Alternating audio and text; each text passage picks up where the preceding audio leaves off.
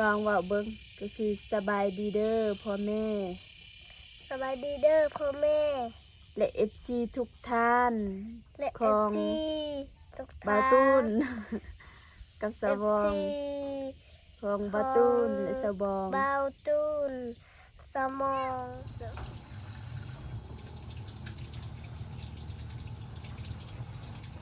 เริ่มมาแล้ว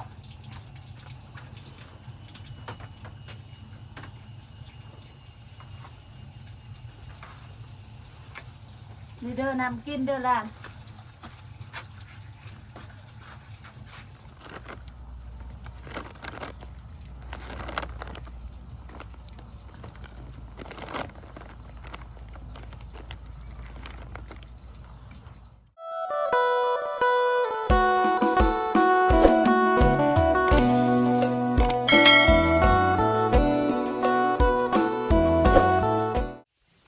เอาพี่น้องเอ้ย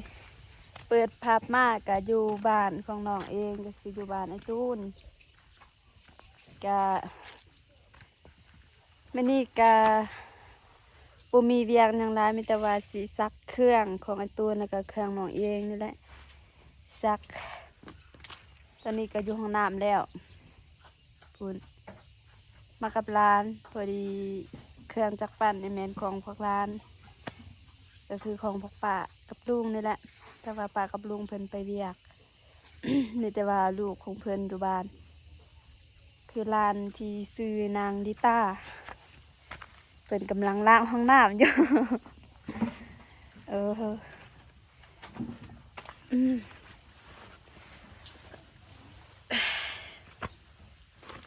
เอาก่อนอื่นหมดกะ กราบทักทายสวัสดีแล้วก็สบายดีเด้อพ่อแม่พี่น้องแล้วก็ผู้ใหญ่ใจบุญทุกท่านบ่ว่าจะเป็นอยู่ฝ่ายในแล้วก็ต่างประเทศก็ขอกราบทักทายสวัสดีสบายดีเบิดสุขูสุคนเด้อยินดีตอนรับซองอาตูนสแนล อันนี้กาไอตูนเพิ่นไปฉีดยาแล้วก็พาน้องๆ2 คนก็คือน้องชายของไอตูนเองแบบเป็นน้องชายคิงๆแล้วก็มีน้องชายแบบทางญาติอีกนำ1 คนมาฉีดก็ประมาณมีแต่ว่า3-4 เต้านี่แหละถ้าว่าไปฉีดค่ะเพราะว่ายังเหลือบ่หลายไปฉีดซ้ำอยู่ส่วนของพ่อแม่ของพวกน้องที่น้องกับไอตูนไปเบิ่งเมื่อวานที่หญ้าตายมันบ่ละเอียดหั้นนะก็เลยไปฉีดซ้ำให้มันตายละเอียด นาน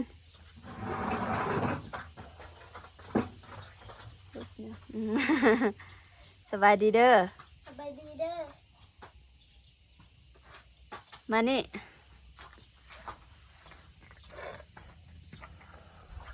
นั่งลง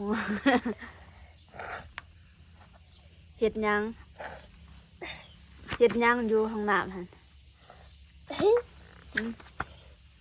เฮ็ดยัง บ่ได้เฮ็ดหยัง เลย โอ้บ่แม่นล้างอันนั้นบ่ห้องน้ำบ่ บอ เฮ็ดหยังสั่น อืมอันนี้ก็คือร้านชื่อเพื่อนก็คือ นางลิต้าชื่อเขาโรงเรียนแต่ว่าชื่อแท้ที่มักเอิญนี่แม่นนางอันหยังนางเหยา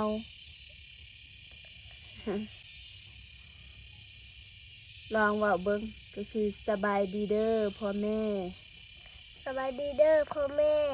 และเอฟซีทุกท่าน และ ข เอ อ ฟ ง ซีทุก บา ท่าน ตูน กับส เอฟ บอง ซี ของบาตูนและสบอง บาวตูนสมอง ส ลานเป็นรอยยังไม่ทันเป็นบันได ทางพ่อแม่ของลานไปใส่มัน ไปต้น ไปใส่ไปส่วนบ่ โดย ไปเฮ็ดเวียกหยัง ไป อันนี้พี่น้องอันนี้ก็คือลานแล้วก็อันนี้ แมงกะพรี ผมนี่ก็คือเมนน้องมัดให้ยานี่เพราะว่าสิถ่ายคลิปในน้องก็เลยสิมัดผมให้แล้วก็ใส่สุดนี่นี่เมนสุดที่ซื้อในมือนั้นอ่ะเดี๋ยวได้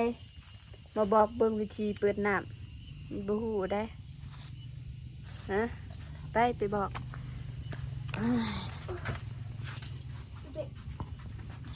เดี๋ยวได้ถึงบ่โอ้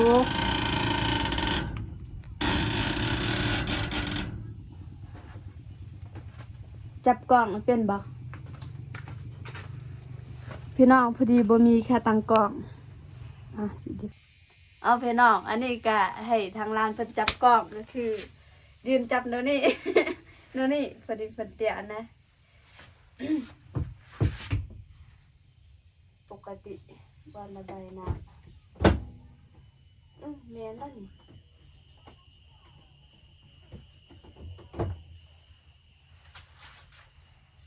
หนูได้สุบไฟ ฮัน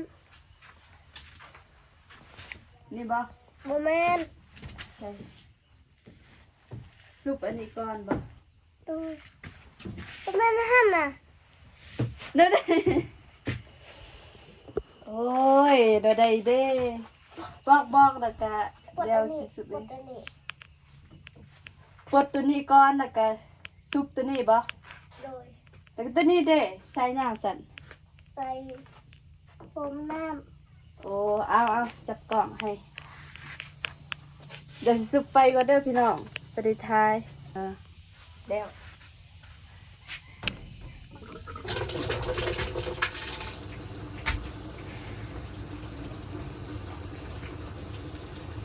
ใส่สบู่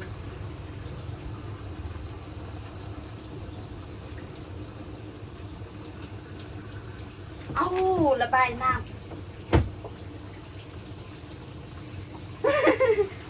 เสียดายสบู่เด้คันเมื่อยก็บอกเด้อโอ้จับกล้อง นี่จับนี่คันเมื่อยก็บอกเด้อ ำโดย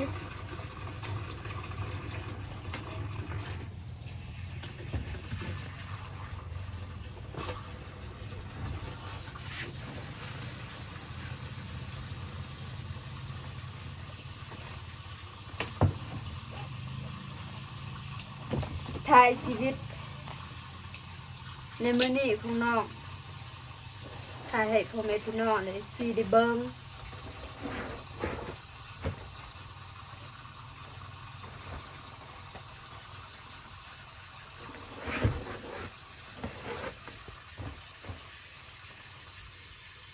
มีเงินได้นี่ อืม ซื้อขนม อาจารย์ในยังพิสต์ยิงประยังคือจุดตกยังให้ปั่นเกะสุดโซ กับไฟ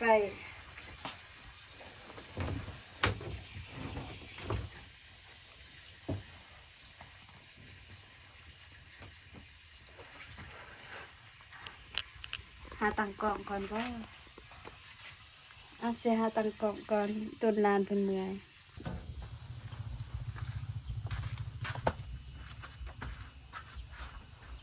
ไม่ได้น้ำเนี่ยเล็กหน่อย ฉันหนักเด็กปลอม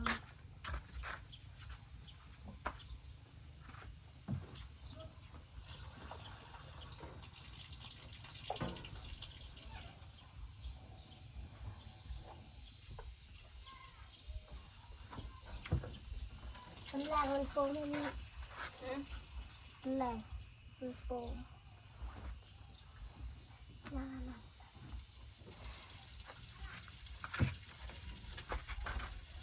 จานมันจานดำน้ำดำตะปัดอันนี้อันแม่ปันนกไม่ปอไม่ด่ามันไม่ได้มาแวะด่า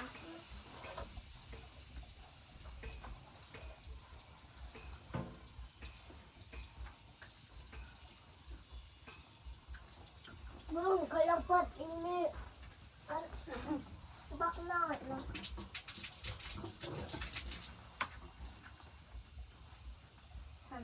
เ น้ำเบิ่งน้ำมัน น้ำมัด ดู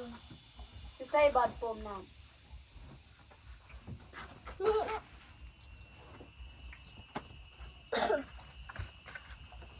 ตะปมจักปันำ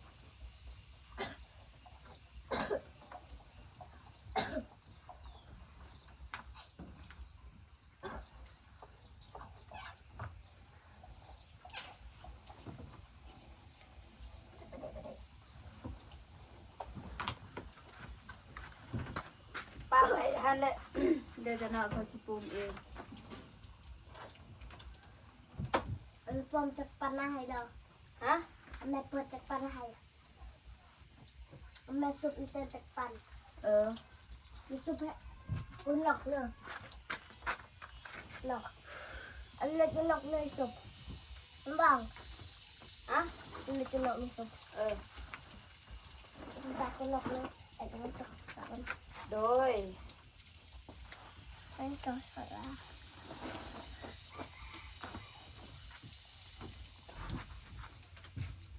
ถ่ายคลิปจะได้หันว่าอายบ่ บอกเห็นไหม เบิ่งจะดูดีเลยหนักหน่อยหันไปหันไปใหญ่นิดหน่อย ปมน้ำก่อน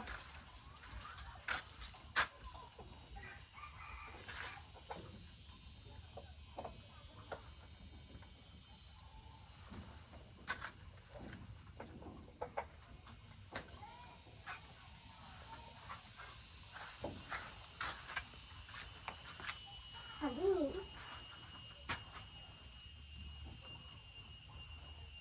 ใช้ปมเลยเด้ อันตาฮะ อันตาให้ปอมอันตาใส่ลาบแม่ปอม ใส่เลย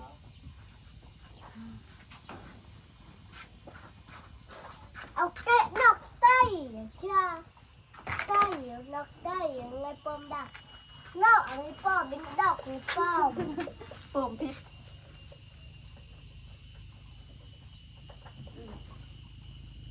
นั่นจริงนี่ปลดอุ่นนอกเ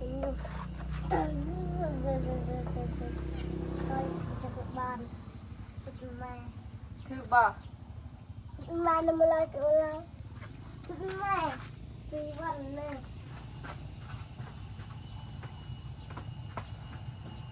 ปมน้ำบ่เป็นพี่น้อง สวิตตัว ได้มาเด้เด้ มาได้มามือขยกเลย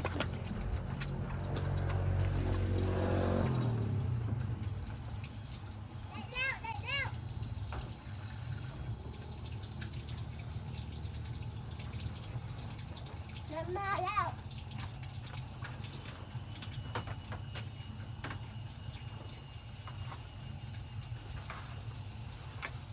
นี่เด้อน้ำกินเด้อหล่ะ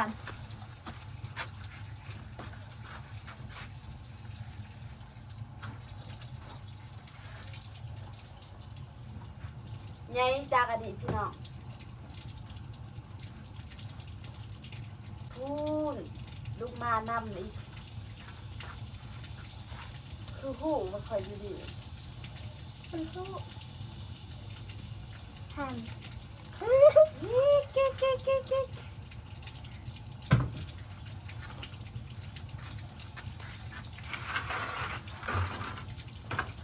เคยมาเนี่ยนี่ละ ล้างมือพี่น้อง นี่ละ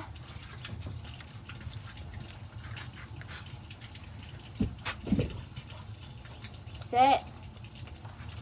กิ๊กกิ๊กกิ๊กที่บอกเอาจานเนี่ยปลาไหลก็เนี่ยเจ๊ ว่าฮะ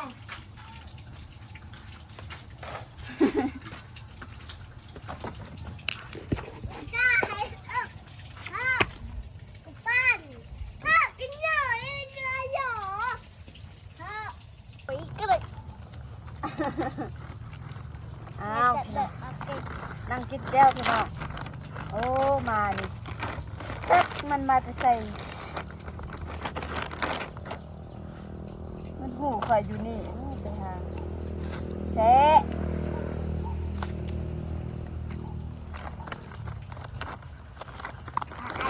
เอากินกิน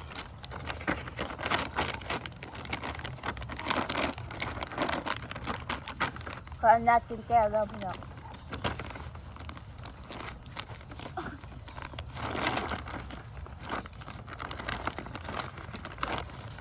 ประเภทแก้วนี่เพราะว่าใส่เกลือเป็นนัวแล้วก็น้ำตาลนะ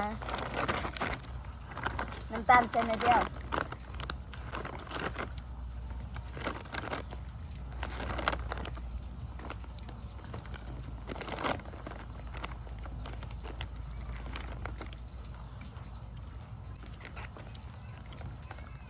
ก็อร่อยครับแล้วแกนกูไม่ได้เลยไว้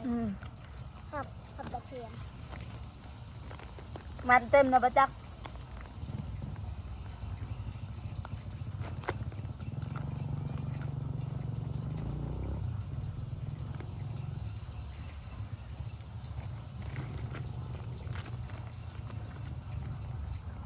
อร่อยอร่อยครับแล้วแกน เบิ่งน้ำเต็มแล้วประจักษ์คันสิเต็มก็ปิดไว้เด้อกินแจว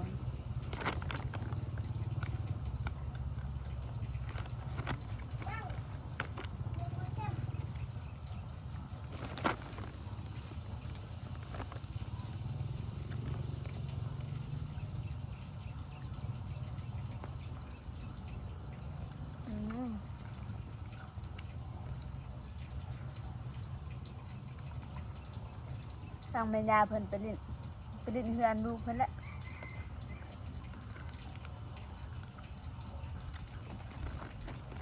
เฮือนมันจะว่าน้องกับหลานเหยาแล้วก็มีเอื้อยของน้องเหยาอีก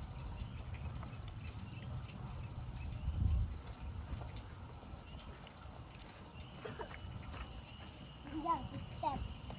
เครื่องหนึ่งหมูเครื่องหนึ่งลาน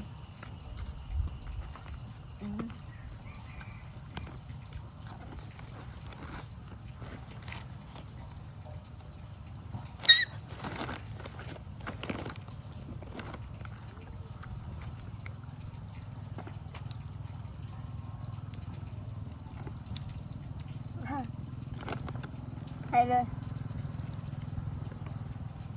แล้วกับ ปาเลย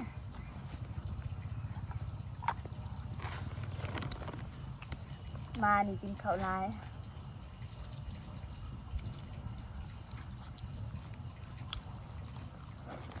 หรอและไก่จ้าหรอ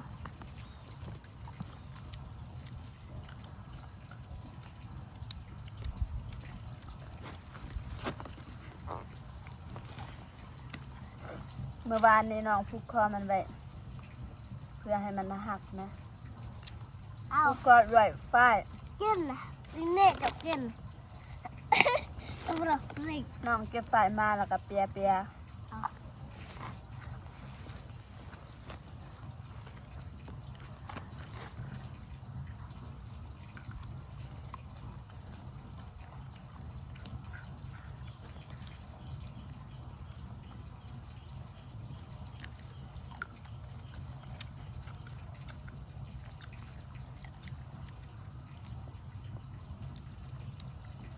บ่เผ็ดบ่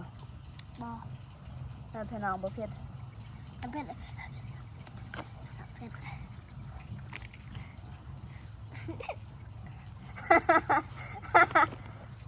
ต้องบอกกินนะ มาต้องดึง บาร์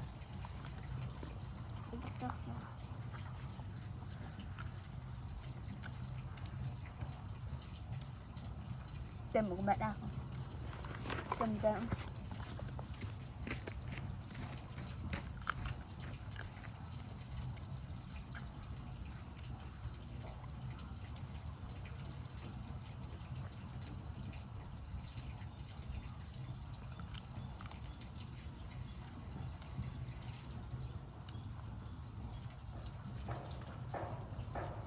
แบบเป็นธรรมชาติเลยพี่น้องน้องบ่ได้หยุดคลิปมา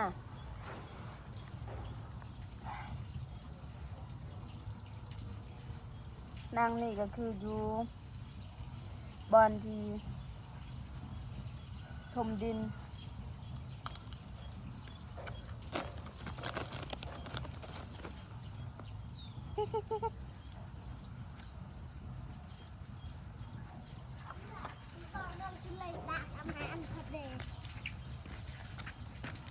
Đôi lăng chân này อืม Thế đạc อ่ะ Lăng chân này เป็นหมดจ้ะ Bò จบอันนี้ปิดน้ำก่อนแล้วก็สิซักเครื่องต่อพี่น้องอ้าวพี่น้องตอนนี้ก็ฮอดขั้นตอนที่ปั้นแห้งแล้ว ก็คือยังแต่ปั้นแห้งแล้วก็บ่เปิด Đó là xin เขาบ่ให้เปิดตามปั้นนี่กำลังปั้นแต่ว่าลานบ่เปิด Đây Đây là cực đạc เอ้อ Đi mất đạc Em mới không chân học Đây ไม่ได้นะ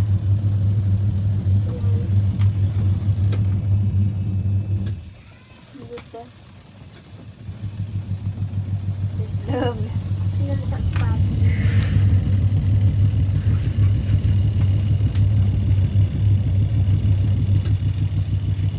Tiền tập bài โอเคมีแต่ว่าปั่นแห้งหลังจากที่ปั่นแห้งแล้วก็สิมาตากต่อนั้นมีแต่ว่ายังสิมาตากต่อ